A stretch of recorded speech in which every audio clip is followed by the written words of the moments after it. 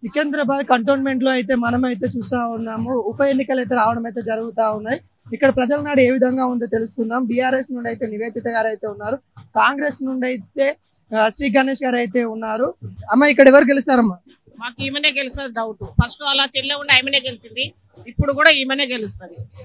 TRS గెలుస్తుంది. కాంగ్రెస్ పైన ఉంది కదా, పైన ఉంది అంటే ఏం చేసిండు?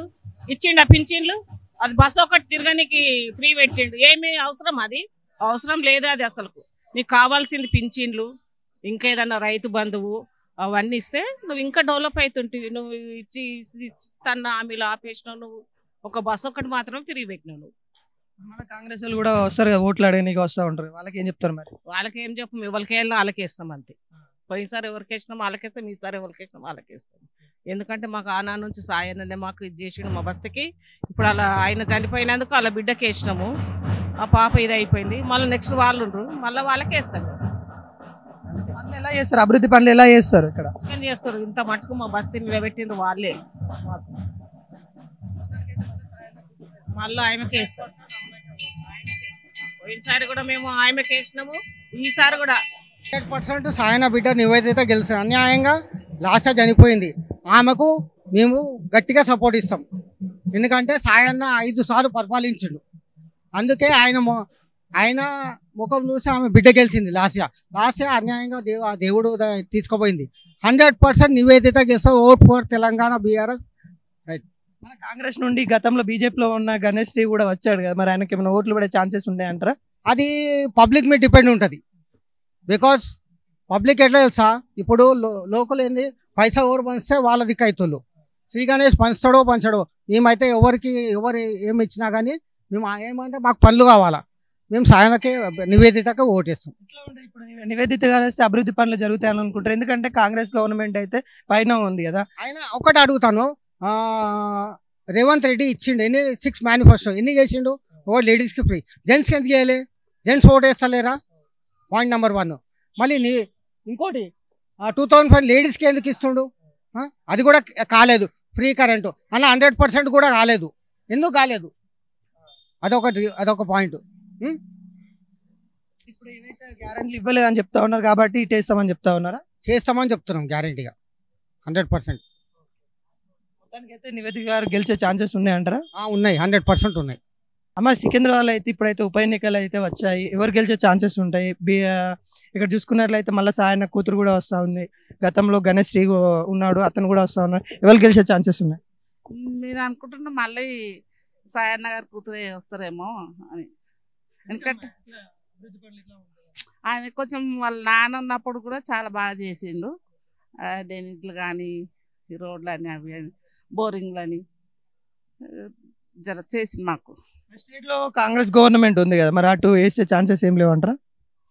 ఇక తెలియదు కానీ మాకైతే కొంచెం కారే వస్తుంది అన్నట్టుగా ఓపు ఉంది.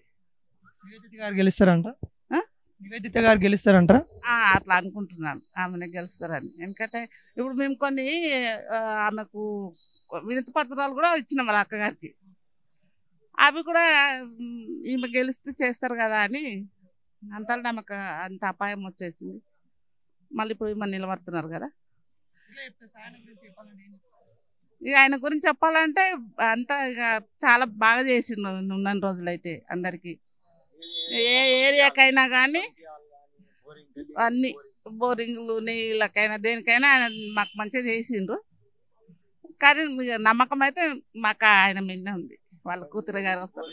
అన్న సికింద్రాబాద్ కంటోన్మెంట్ లో మళ్ళీ ఉప ఎన్నికలు అయితే రావడం అయితే జరిగింది. మరి ఇక్కడ ఎవరు గెలిచే ఛాన్సెస్ ఉన్నాయంటారు? ఇక్కడ ఈమె ఇప్పుడు టీఆర్ఎస్ ఈమెనే గెలుస్తుంది. ఎందుకంటే ఇన్ని సాయన్న చేసినాము. గల్లీ గల్లీకి ఎక్కడ కానీ కమిటీయాల్, ఒక బస్తీకి ఒక కమిటీయాల్, గల్లీ గల్లీకి ఒక బోరింగ్, అవి కంపల్సరీ అయిపోయినాయి. ఇప్పుడు మాకు ఒక 5 నుంచి అయితే పక్కా ఫిక్స్ ఎమ్మెల్యే కోట కింద మాకు అన్నీ దొరికినాయి. ఇప్పుడు కూడా మొన్న ఎలక్షన్లో కూడా మళ్ళీ ఆమెనే గెలిచింది. ఇక్కడ అంతా ఏమున్నా కూడా గెలిచి ఆమె కూడా వచ్చి మళ్ళీ ఇంకొన్ని పెండింగ్ పనులు ఉన్నాయి, అవి కూడా చేస్తా అని ఒప్పుకొని అన్నాక ఇట్లా అయిపోయింది. అట్లా దానివల్ల మళ్ళీ కూడా ఇప్పుడు కూడా మళ్ళీ ఈమెనే వస్తుంది 100%. ఇక్కడైతే అందరు చాలా నమ్మకం కూడా. లే ఎందుకంటే ఇక్కడ ఆల్రెడీ వీళ్ళకే కంపల్సరీ పక్కా అయిపోయింది. కాంగ్రెస్ అనేది మళ్ళీ ఎప్పుడైనా ఎవరు ఉన్నారో ఎట్లా వస్తారో అనేది అయితే నమ్మకం లేదు. ఎలా ఉంది కాంగ్రెస్ పరిపాలన ఇప్పుడు మన రాష్ట్రంలో ఎలా ఉంది? ఇప్పుడు వచ్చిన కొన్ని రోజులకే మళ్ళీ ఎలక్షన్ కోడ్ పడ్డది కాబట్టి ఆ గ్యాస్ అన్నారు, ఆ గ్యాస్ పైసలు పడతలు ఏమనంటే ఎలక్షన్ కోడ్ అట్లా ఎలక్షన్ కోడ్ వచ్చి అవన్నీ అట్లున్నందుకు ఏం అర్థం కాలే.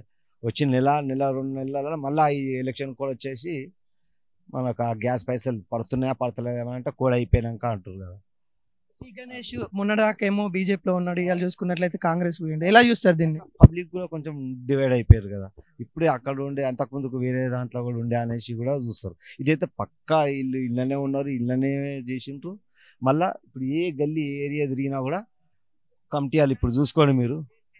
ఈ 8 వార్డులు ఉన్నాయి, వాళ్ళ గల్లీ మన 4th వార్డు ఇది. ఇక్కడనే ఇన్ని గల్లీ కమిటీ హాల్ కానీ బోరింగ్స్ కానీ స్ట్రీట్ లైట్లు కానీ ఏమైనా చెప్తే కాలిపోయి మేడం ఇట్లా అయిందంటే ఆయన రాసుకొని వచ్చేస్తారు. అదైతే పక్క. అది కూడా మాకు ఈయన దగ్గర అందుబాటులోనే ఉంది కాబట్టి పార్టీ ఆఫీస్ ఎప్పుడు కూడా పార్టీ ఆఫీస్లో ఒక టైం అవైలబుల్ పెట్టుకొని ఉంటాం. అట్లా మాకు చాలా పక్క. వేరే వాళ్ళు తెలిస్తే ఎక్కడ పోయి కలవాలన్నా మాకు తెలియదు. బాబా ఇప్పుడు మనకైతే కంటోన్మెంట్లో కూడా మళ్ళీ ఉప ఎన్నికలు అయితే రావడం అయితే జరిగింది. లాస్ట్ నందితి గారు అన్ఎక్స్పెక్టెడ్ గా చనిపోవడం జరిగింది. మరి ఇక్కడ మళ్ళీ ఎవరు గెలిచే ఛాన్సెస్ ఉంటాయి ఇక్కడ? ఎందుకమ్మా? టీఆర్ఎస్ చాలా మంచిది. వాళ్ళ నాన్న నుంచి వెంకట్రావు అన్న నుంచి వీళ్ళంతా లల్లు ఇప్పుడు ఇప్పుడు నిలబడేది నివేదిత చాలా చిన్నప్పటి నుంచి పిల్లలు వాళ్ళు కాబట్టి మంచి చెడలైనా వాళ్ళకే తెలుసు. బస్తీ గురించి అయినా ఎవరు కష్టాల గురించి అయినా పెద్దవాళ్ళకి ఎట్లా చేయాలి, మధ్యతరగతులు ఎట్లా చేయాలి, పిల్లలకి ఎట్లా చేయాలి అనేది వాళ్ళకి చాలా వాళ్ళు అనుభవం. వాళ్ళ నాన్నెంబడి తిరిగి బాగా వాళ్ళకి అలవాటు అయిపోయింది కాబట్టి ఈసారి కూడా ఈమెనే వస్తుంది నివేదిత. అంటే ఇప్పుడు కాంగ్రెస్ గవర్నమెంట్ ఉంది కదా పైన, మరి కాంగ్రెస్ గవర్నమెంట్ ఉంది, మరి కాంగ్రెస్ పోయే ఛాన్సెస్ ఉన్నాయంట? ఏం లేదు, నివేదిత 100%. ఫస్ట్ లాస్ట్ నందిత అని ఎట్లానో ఆమె వచ్చింది అప్పుడు ఫస్ట్ మాకు కలిసింది.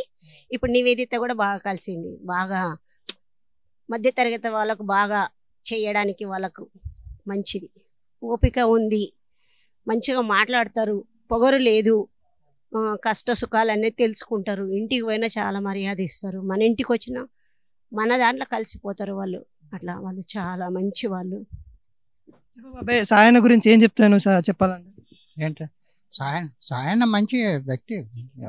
అప్పటి నుంచి చాలా కొన్ని ఏళ్ళ నుంచి ఆయన్నే. ముందు రామ్నగర్లో ఉండే, ఆ నుంచి ఇక్కడ వచ్చిండు. ఒకటేంటే ఇక వాళ్ళ కూతురు అట్లా అయిపోయినందుకు అదొక ఇదే అనుకో, కానీ అంతేగాని మంచి వ్యక్తులు. ఇప్పుడు ఎట్లా అంటారు మరి? కాంగ్రెస్ నుండి కూడా శ్రీ గణేష్ ఉన్నాడు. మరి దండగా వీళ్ళు పని చేయరు, ఖాళీ పైసలు ఇచ్చి ఓట్లు వేయించుకుంటారు అంతే. దానికంటే ఏమి ఇది లేదు. ఇక్కడ సైడ్ అయితే అంతే. నివేదితని 100% షూర్. లాస్ట్ అనేది ఎట్లా ఉండేనో ఇప్పుడు నివేదిత కూడా అట్లనే ఉన్న కొన్ని రోజులకైనా అందరికీ బాగా పరిచయం పిల్ల, మంచి ఆమె. వేస్ట్, ఏ పథకాలు ఇచ్చినా వేస్ట్.